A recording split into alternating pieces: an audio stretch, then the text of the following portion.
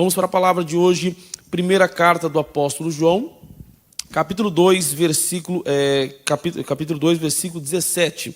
Diz assim: E o mundo passa, e a sua concupiscência, mas aquele que faz a vontade de Deus permanece para sempre. Então nós já vimos semana passada sobre o que é a concupiscência do mundo, o que há no mundo. É aquilo que o mundo oferece. Nós vimos que são três coisas: são a concupiscência da carne, são os desejos, as obras da carne; a concupiscência dos olhos, que é a cobiça, que é aquele desejo da pessoa possuir ou ter algo que não lhes diz pertence, que não lhes merece; e a soberba da vida, que são coisas que nos atrapalham de cumprir a vontade de Deus. Nós já estudamos aqui, já vimos também, que a vontade de Deus ela é boa, agradável e perfeita. Então a vontade de Deus é perfeita. Há perfeição na vontade do Senhor.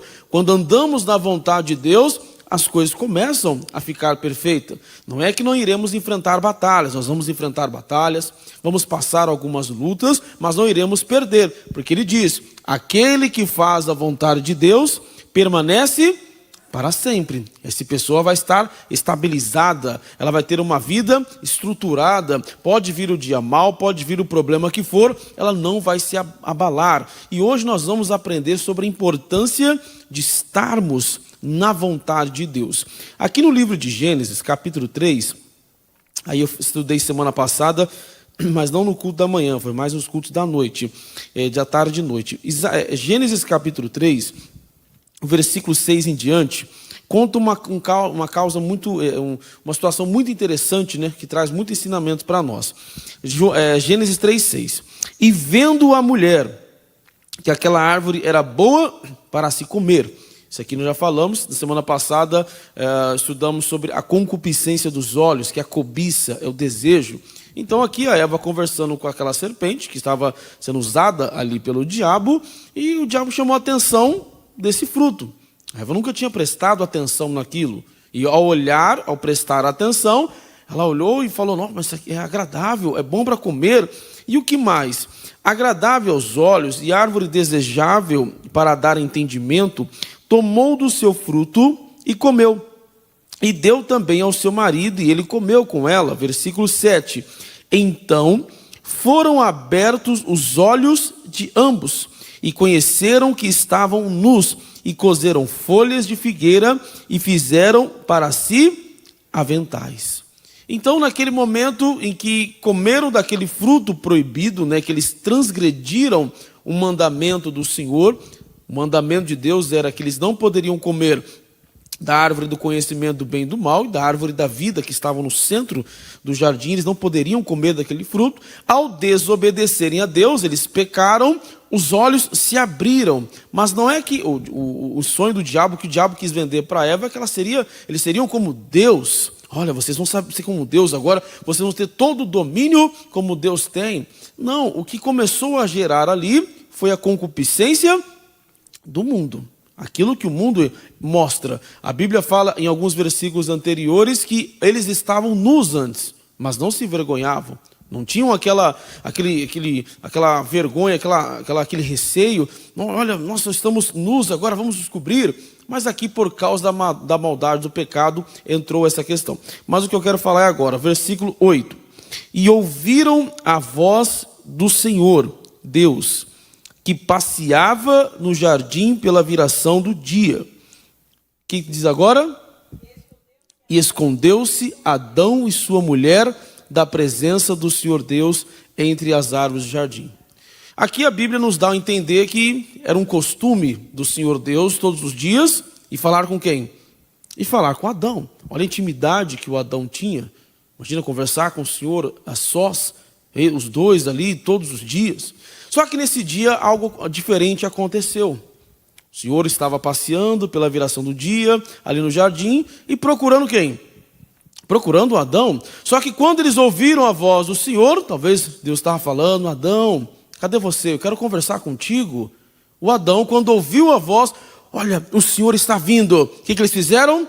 Se esconderam. eles não estavam onde Deus queria que eles estivessem. Deus estava esperando eles para conversar. Deus estava esperando eles para ter um momento de comunhão. Só que naquele dia, por terem pecados, né, os dois pecaram, o que aconteceu? Não estavam onde Deus estava esperando eles. Quando nós não fazemos a vontade de Deus, nós não estamos onde Deus está nos esperando. Deus nos espera na vontade dele, não na minha vontade. Porque a vontade de Deus é perfeita. Deus nos espera, Deus tem prazer em ter comunhão com o ser humano. Deus quer ter prazer. Através do Senhor Jesus, essa comunhão tornou-se novamente possível. Porque a Bíblia fala que os nossos pecados nos fazem separação entre nós e Deus. Então, antigamente, na velha aliança, mesmo que a pessoa lá tinha que matar o animal para pedir perdão pelos seus pecados, mesmo com aquele sacrifício, com a morte daquele animal, o pecado não era tirado. A pessoa ainda estava ali, era meio que só limpo, coberto ali. Não, cobre isso aqui, está resolvido. Então a pessoa não tinha uma comunhão total com Deus. Quando o Senhor Jesus veio à terra, o evangelista, o profeta João Batista, disse o quê? Eis o Cordeiro de Deus que tira o pecado. Então, através do Senhor Jesus é totalmente diferente. O pecado não é coberto, o pecado é tirado. Então a comunhão é possível, é acessível termos comunhão com Deus. Então nesse caso aqui, Deus não pôde ter comunhão com Adão e com Eva, porque ambos não estavam mais andando no caminho de Deus. Nós temos que tomar cuidado, porque as nossas decisões que nos afastam dos caminhos de Deus vão nos levar para situações complicadíssimas. Livro de Jonas. História do profeta Jonas, muito conhecido. E ele tem muito ensinamento para nós. Jonas capítulo 1, versículo 1, diz assim: Veio a palavra do Senhor a Jonas, filho de Amitai, dizendo: Levanta-te, vai à grande cidade de Nínive e clama contra ela, porque a sua malícia subiu até mim. Então, interessante, versículo 1, veio a palavra do Senhor a Jonas, era uma direção de Deus. Então nós temos que estar atento à direção que o Senhor nos dá, a direção na oração. Quando você está orando com Deus, Deus fala ao seu coração. Quando você vem à igreja, Deus usa ali o pregador, a pregadora, o pastor, a pastora que estiver pregando, para dar aquela palavra, para dar aquele entendimento. Então você recebe, você tem aquela start, né? Que você, entendi, agora eu entendi essa palavra. Então Deus deu uma direção a ele. Nesta palavra que Deus deu a Jonas: levanta-te, vai à grande cidade de Nínive e clama contra ela, porque a sua malícia subiu até mim. Aqui está a vontade de Deus, tanto para a vida do Jonas, quanto para o povo de Nínive. Então Deus estava mostrando qual é a vontade dele. Jonas, você vai se levantar e você vai até Nínive, tudo bem? Olha o que Jonas fez, versículo 3. E o Jonas se levantou, sim senhor, vamos levantar. Mas para quê? Para fugir de diante da face do Senhor para Tarsis. Não vai dar para ler aqui, que é uma extensão completa. Mas por que o Jonas fugiu? Porque aquilo não era da vontade do Jonas. Não, o Jonas não queria ir até Nínive. O Jonas queria um lugar mais tranquilo, porque Nínive, primeiro, era um povo muito mau. Então, homens, uma nação muito má com seus inimigos. E outra, o povo de Nínive era um povo que trouxe muitos males ao povo do Jonas.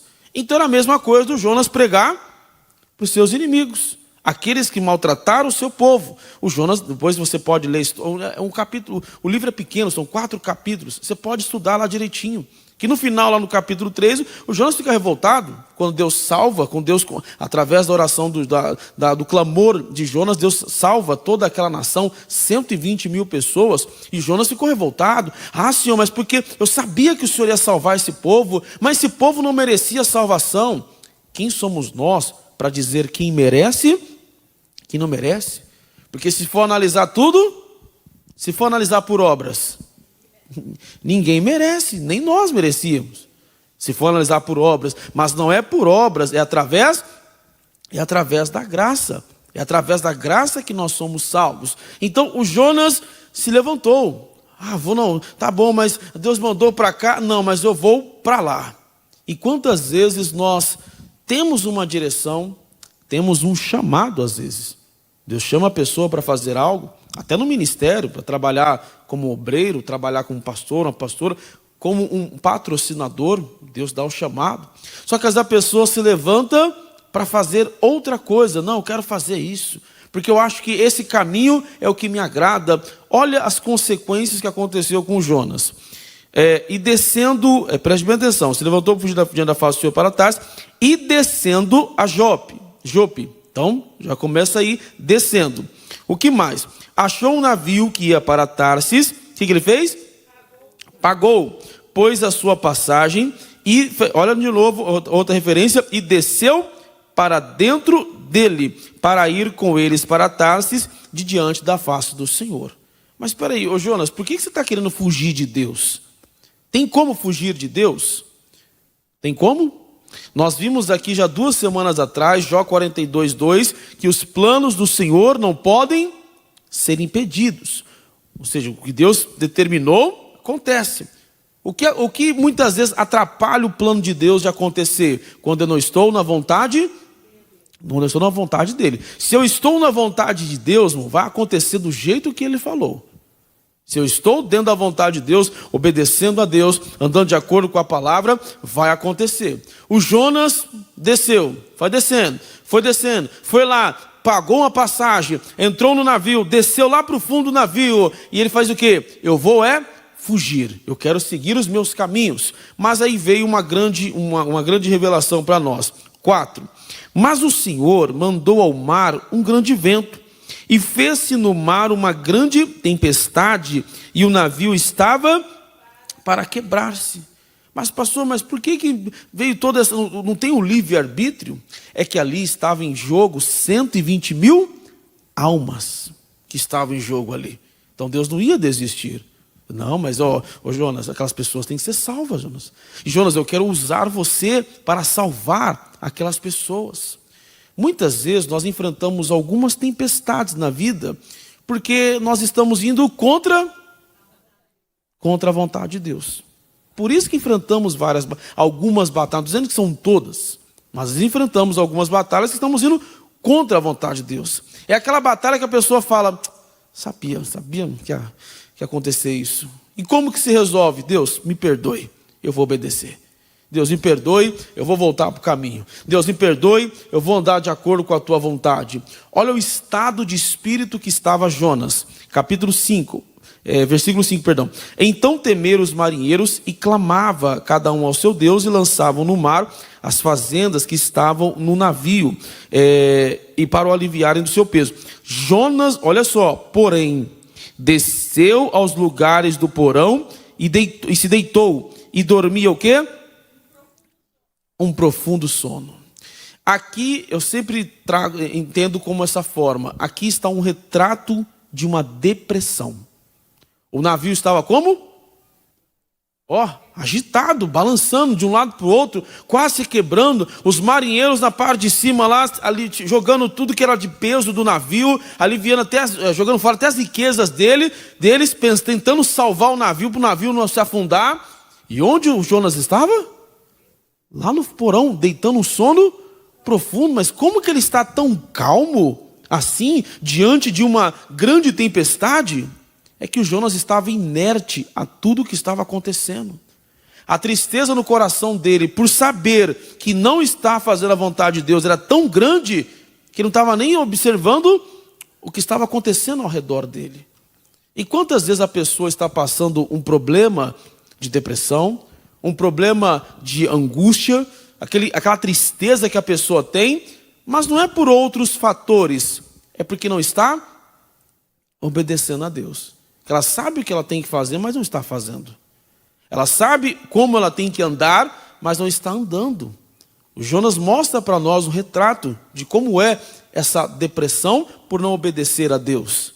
Diante de uma grande tempestade, ele estava inerte. Se o navio afundasse ali, ele não ia ter chance nenhuma de sobreviver, tanto que as pessoas nem sabiam. Mas peraí, cadê? O Jonas está lá dormindo. Aí um dos rapazes foram procurar e acharam ele, 6. E o mestre do navio chegou-se a ele e disse-lhe: que tens, dormente?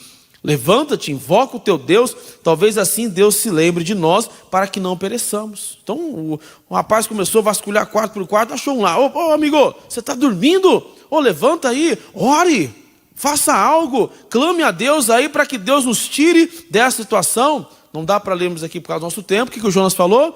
Para resumir aqui a história, olha, tudo isso é por minha causa. Aí ele contou a história, olha, porque Deus mandou eu para um lugar, eu fui para outro. Aí os amigos, nossa amigo, por que você fez isso? Não era para fazer isso. Aí o Jonas falou, olha, me joguem ao mar, que tudo vai ter resolvido. Interessante que o Jonas não falou, eu vou me jogar, né? Não, vocês têm que me jogar. Então se eu tiver que morrer, foi vocês me mataram, entendeu? Fica bem claro, não fui eu que me matei, foi vocês que me mataram. Se eu tiver que jogar, e os homens falaram, não vou matar ninguém. E tentavam rimar, até chegar à praia, e não adiantava, irmão. Tem coisas que não adianta nós tentarmos. Enquanto a pessoa não obedecer a Deus, não vai acontecer. Enquanto nós nos sujeitarmos à vontade de Deus, não adianta insistir, e é melhor nem insistir. Se está fora da vontade de Deus, é melhor nem insistir. Pastor, mas olha, comecei um negócio ali, mas que resistência. Então, faça o quê? Pare e veja, peraí, por que eu estou enfrentando tanta resistência?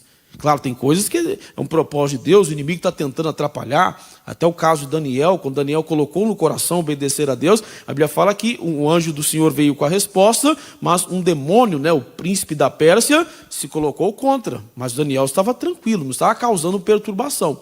O que já causa, no caso do Jonas, perturbação, já tem uma coisa errada. E para resumir, os homens jogaram o Jonas lá, e o Deus enviou um peixe, e o Jonas ficou 3 dias e 3 noites no ventre do peixe, até que se arrependeu. Esperou 3 dias para se arrepender. O homenzinho do coração ruim, né? Esse tinha um coração duro, mas no final das contas ali, o importante é que o povo foi salvo. Livro de Atos, capítulo 27, tudo uma parte aqui resumida, nós vamos falar durante todo o dia. Tem outro caso, capítulo 27, versículo 8 de Atos. Atos 27, 8, agora já com o apóstolo Paulo. Diz assim, e costeando-a dificilmente, chegamos a um lugar chamado Bons Portos, perto do qual estava a cidade de Lazéia. Passado muito tempo, e sendo já perigosa a navegação, pois também o jejum já se tinha passado, Paulo os admoestava. Aqui outra mesma situação. Só que no caso, Paulo estava de acordo com a vontade de Deus. Ele estava andando, era propósito de Deus que eles fossem até Roma. Só que enfrentaram uma grande tempestade. Irmão. E no meio dessa tempestade, Paulo, homem de Deus, dirigido por Deus, Paulo falou, versículo 10. Dizendo-lhes, varões, vejo que a navegação há de ser incômoda e com muito dano, não só para o navio e a carga, mas também o quê? Aqui acendeu um sinal de alerta. Paulo percebeu muita tempestade, muito vento contrário, muita resistência. Paulo, um homem de Deus, um homem de oração, estava num propósito com Deus e falou para o pessoal, amigos, estou percebendo que está muito estranho isso aqui. Vai trazer muito incômodo para nós. Pode até trazer prejuízos para o navio e para as nossas vidas. Quando nós temos um sinal de alerta, é melhor fazer o quê? Melhor parar e analisar? Analisar tudo. Então vamos parar, vamos ver como está a situação aqui. Vamos observar se o que estamos fazendo, o que não estamos fazendo. E olha aí que eu quero falar. O versículo 11. Mas o centurião, que era o chefe ali, cria mais no piloto e no mestre do que no que dizia Paulo. Por quê? Porque a Bíblia fala que o homem natural não compreende as coisas do espiritual, as coisas espirituais. Paulo era um homem espiritual, ele não estava observando fisicamente as condições da natureza climáticas. Não, ele estava analisando o mundo espiritual. O centurião ali, o chefe falou, não, ô piloto, o rapazinho aí, Paulo que está falando aí que essa viagem vai ser muito perigosa. O que o piloto falou? Isso é normal, quantas tempestades nós já pegamos aqui, isso é de boa. Aí o mestre lá do navio, e aí? Também tem experiência, já passamos por várias tempestades, essa é mais uma. Mas olha só o versículo 12. E como aquele porto não era cômodo para invernar. Aí aqui tem um entendimento. Os mais deles foram de parecer que se partissem dali para ver se podiam chegar a Fenícia, que é um porto de Creta que olha para a banda do vento da África e do couro, e invernar ali. Então, eles falaram, olha, vamos parar. Ah, tem um porto aqui. Ah, mas esse porto não é cômodo. Muitas vezes, a pessoa sempre vai buscar aquilo que traz para ela conforto, comodidade. Ah, isso aqui vai trazer... Ah, não, isso aqui não é cômodo, não. Então, vamos embora daqui, vamos para lá. Não dá tempo de ler aqui, porque nós vamos fazer a oração. Mas, por eles não ter parado ali e tentar ir para outro lugar, se deram no meio de uma grande tempestade chamada Euraquilão. Destruiu todo o navio. Perderam toda aquela parte do mastro, o leme, estavam à deriva e ficaram mais de quase 15 dias à deriva, no meio daquela tempestade, só porque não pararam aqui. Por que não pararam ali? Porque não era cômodo, ia trazer incômodo. Muitas vezes nós procuramos sempre aquilo que vai nos trazer um comodismo. Ah não, Deus, mas eu quero assim, e assim é tão melhor. Não, Deus, eu quero é a tua vontade. O que a vontade do Senhor para mim é essa que eu quero. Eu quero seguir o que o Senhor quer para mim. Seguindo a vontade de Deus, nós vamos ter o melhor. Siga sempre a vontade do Senhor. Amém.